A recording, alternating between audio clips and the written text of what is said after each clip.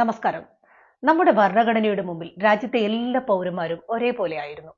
ഇവിടെ ഒരു uniform criminal code ഉണ്ടായിരുന്നു. ഇന്ന് അങ്ങനെയല്ല. ഇന്ന് 3 പേര് ഭരണഘടനയ്ക്ക് മുകളിലാണ്. അവർ എന്ത് കുറ്റം ചെയ്താലും ഒരു കോടതിക്കും അവരുടെ മുകളിൽ കേസ് ചുമത്താൻ പറ്റില്ല. ഇത് ഞാൻ വെറുതെ പറയുന്നതല്ല. എന്ത് കുറ്റം ചെയ്താലും, ഒരു കൊലപാതകം ചെയ്താൽ പോലും ഇന്ത്യയിലെ ഒരു കോടതിക്കും അവർക്കെതിരെ കേസെടുക്കാൻ കഴിയില്ല. ഞാൻ പറയുന്നത് കള്ളമല്ല. നിങ്ങൾ കരുതുന്നത് പോലെ മോദിയും ഷായും ഒന്നുമല്ല അവർ. പിന്നെ ആരാണെന്നല്ലേ പറയാം. 2022 അവസാനം എത്തിയപ്പോഴേക്കും മോദിയും അമിത്ഷായും മനസ്സിലാക്കി കഴിഞ്ഞിരുന്നു 2024 തെരഞ്ഞെടുപ്പിൽ അവർ വൻ പരാജയത്തെ നേരിടാൻ പോവുകയാണ് എന്ന്.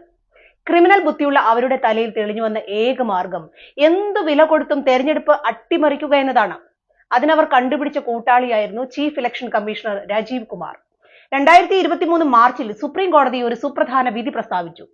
ചീഫ് ഇലക്ഷൻ കമ്മീഷണറെ ഇനി മുതൽ ഒരു നിഷ്പക്ഷ സെലക്ഷൻ കമ്മിറ്റി തെരഞ്ഞെടുക്കും എന്ന്. അതായത് പ്രധാനമന്ത്രി, ചീഫ് ജസ്റ്റിസ്, പ്രതിപക്ഷ നേതാവ് എന്നിവർ ഉൾപ്പെടുന്ന സെലക്ഷൻ കമ്മിറ്റി.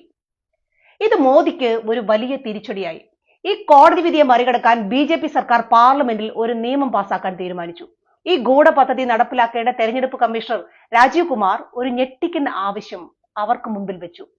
2024 തെരഞ്ഞെടുപ്പ് നിങ്ങൾ പറയുന്നത് പോലെ ഞാൻ നടത്തിത്തരാം. പക്ഷെ ഈ തട്ടിപ്പിനിടയിൽ ഞാൻ ചെയ്യുന്ന ഏത് കുറ്റത്തിനും എനിക്ക് കേസുകൾ നേരിടേണ്ടി വരരുത്. ഒരു ശിക്ഷയും കിട്ടാത്ത രീതിയിൽ എനിക്ക് സംരക്ഷണം തരണം. തുടർന്ന് സ്വന്തം നേട്ടത്തിന് വേണ്ടി രാജ്യത്തെ ചതിക്കാൻ മടിയില്ലാത്ത മോദി 2023 ഓഗസ്റ്റിൽ കൊണ്ടുവന്ന ബില്ലിൽ ഇലക്ഷൻ കമ്മീഷണറെ തെരഞ്ഞെടുക്കുന്ന പാനലിൽ നിന്നും സുപ്രീം കോടതി ചീഫ് ജസ്റ്റിസിനെ പുറത്താക്കി.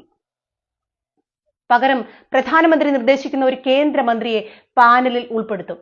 അതായത് പ്രതിപക്ഷ നേതാവിനെ വെറും ഡമ്മിയാക്കി മോദിയും മോദി നിയമിച്ച ഒരു മന്ത്രിയും കൂടി തെരഞ്ഞെടുപ്പ് കമ്മീഷനെയും നിയന്ത്രിക്കുമെന്ന്. ഞാനും അപ്പനും സുഭദ്രയും ചേർന്ന ഒരു ട്രസ്റ്റ്. ഈ നിയമത്തിനുള്ളിലൂടെ ക്ലോസ് 16 എന്ന ഒരു വ്യവസ്ഥ കൂടി അവർ ഒളിപ്പിച്ചു കടത്തി. ചീഫ് ഇലക്ഷൻ കമ്മീഷണർ അല്ലെങ്കിൽ ഇലക്ഷൻ കമ്മീഷണർമാർ ഔദ്യോഗിക ചുമതല വഹിക്കുന്നതിനിടയിൽ ചെയ്യുന്ന കാര്യങ്ങൾക്ക് ഒരു കോടതിക്കും സിവിൽ കേസോ ക്രിമിനൽ കേസോ എടുക്കാൻ സാധിക്കില്ല.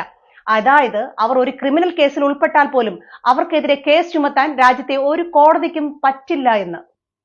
2023 ഡിസംബറിൽ പാർലമെന്റിന്റെ ശീതകാല സമ്മേളനത്തിൽ ബില്ല് ഇരുസഭകളിലും അവതരിപ്പിച്ചു. പാർലമെന്ററി കമ്മിറ്റിക്ക് പോലും വിടാതെ പാസാക്കാനായി വോട്ടിനിട്ട ബില്ലിനെ പ്രതിപക്ഷം ശക്തമായി എതിർത്തു.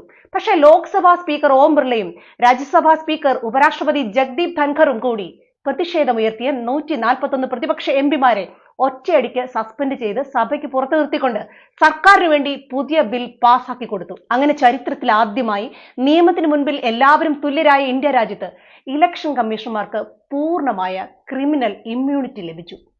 ഒരു ആഴ്ചക്കുള്ളിൽ തന്നെ രാഷ്ട്രപതിയുടെ ഒപ്പോടെ അത് നിയമമായി മാറി. അത്രയ്ക്ക് ധൃതി പിടിച്ചെടുത്ത ഭീതിപ്പെടുത്തുന്ന ഒരു അട്ടിമറി പ്ലാനിംഗ്. 2024 ജാനുവരി 2 ജനാധിപത്യത്തിന്റെ കടക്കൽ കത്തിവെക്കുന്ന ആ നിയമം ഗസറ്റിൽ പ്രസിദ്ധീകരിച്ചു.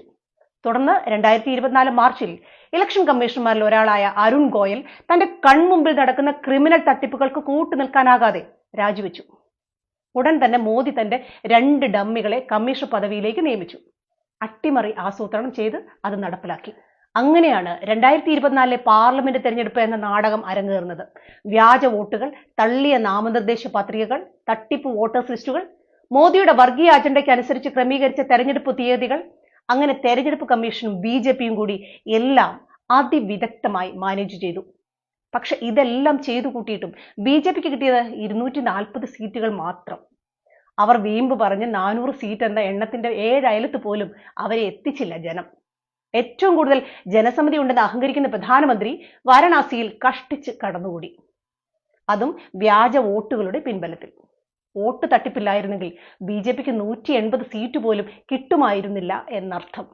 സുഹൃത്തുക്കളെ, ഇതാണ് സത്യം. രാജീവ് കുമാറും അയാളുടെ കൂട്ടാളികളായ 2 ഇലക്ഷൻ കമ്മീഷണർമാരും പൂർണ്ണമായ നിയമ സംരക്ഷണം നേടുന്നു.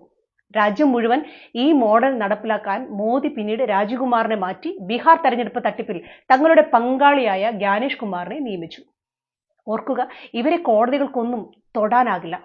നാഴികയ്ക്ക് 40 വട്ടം യൂണിഫോം സിവിൽ കോഡ് എന്ന് പറഞ്ഞു നടന്നിരുന്നവർ ഇന്ന് ഈ രാജ്യത്തുണ്ടായിരുന്ന യൂണിഫോം ക്രിമിനൽ കോഡ് മാറ്റി. അവർക്ക് വേണ്ടത് നടത്തി കൊടുക്കുന്നവരെ അവർ ഈ രാജ്യത്തെ ക്രിമിനൽ നിയമത്തിന് പുറത്താക്കി. പക്ഷെ ഇന്ത്യൻ ജനാധിപത്യത്തെ ഇല്ലാതാക്കാൻ കച്ചകെട്ടി ഇറങ്ങിയിരിക്കുന്ന ഈ ക്രിമിനൽ സംഘം ഒന്നോർക്കണം. ഈ തട്ടിക്കൂട്ട് നിയമം അവരെ ജനങ്ങൾ വിധിക്കുന്ന ശിക്ഷയിൽ നിന്ന് എല്ലാ കാലവും സംരക്ഷിക്കാൻ പോകുന്നില്ല എന്ന്. ഈ രാജ്യദ്രോഹം ആസൂത്രണം ചെയ്ത് നടപ്പിലാക്കിയ ക്രിമിനൽ സംഘത്തിലെ ഓരോരുത്തരും ശിക്ഷിക്കപ്പെടണം. അവർക്കുള്ള വിധി കാലം കാത്തുവച്ചിട്ടുണ്ട്. ഇന്നല്ലെങ്കിൽ നാളെ അത് നടപ്പിലാക്കപ്പെടും, ഉറപ്പ്. ഈ വീഡിയോ പരമാവധി ആളുകളിലേക്ക് ഷെയർ ചെയ്യണം. എന്നെയും നിങ്ങളെയും വെറും നോക്കുകുത്തികളാക്കി നമ്മുടെ രാഷ്ട്രത്തെ, നമ്മുടെ അവകാശമായ തെരഞ്ഞെടുപ്പിനെ എങ്ങനെ മോദിയും കൂട്ടാളികളും ചേർന്ന് തട്ടിയെടുത്തുവെന്ന് എല്ലാവരും മനസ്സിലാക്കട്ടെ. ജയ് ഹിന്ദ്.